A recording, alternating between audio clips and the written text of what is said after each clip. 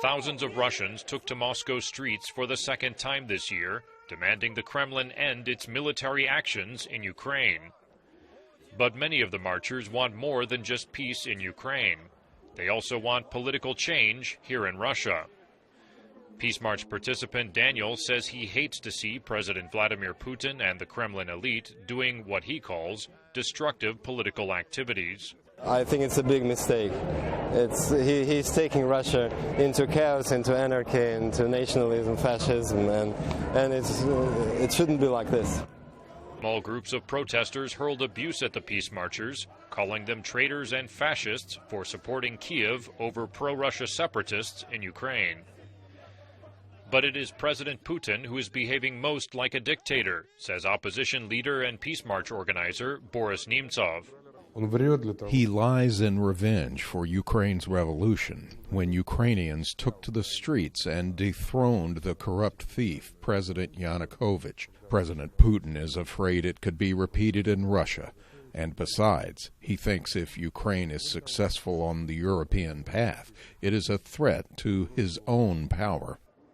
Police confiscated some protest banners deemed too critical of President Putin and Russia's actions in Ukraine. Although security was tight, some scuffles broke out when individuals attacked peace marchers. Despite the show of strength, Russia's opposition acknowledged they are a minority voice that lost much steam from protests a few years ago when they demanded President Putin step down. Their ranks were thinned by Kremlin repression, propaganda, and nationalism, says Nemtsov. In reality, many people are repressed and prosecuted. This is firstly. Secondly, the good economic situation allowed Putin to shut up those who were not satisfied with the economic situation. And the Goebbels-like imperial hysteria he arranged in the mass media all has brought about the fall of the protest movement. And it became, to a large extent, a dissident movement. Nemtsov says Sunday's peace march could help to recharge Russia's opposition movement. To explain our views to people, we must use the only opportunity, Facebook and other social networks, and some mass media outlets.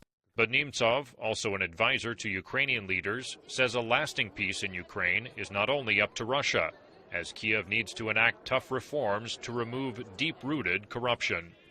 Daniel Schearf, VOA News, Moscow.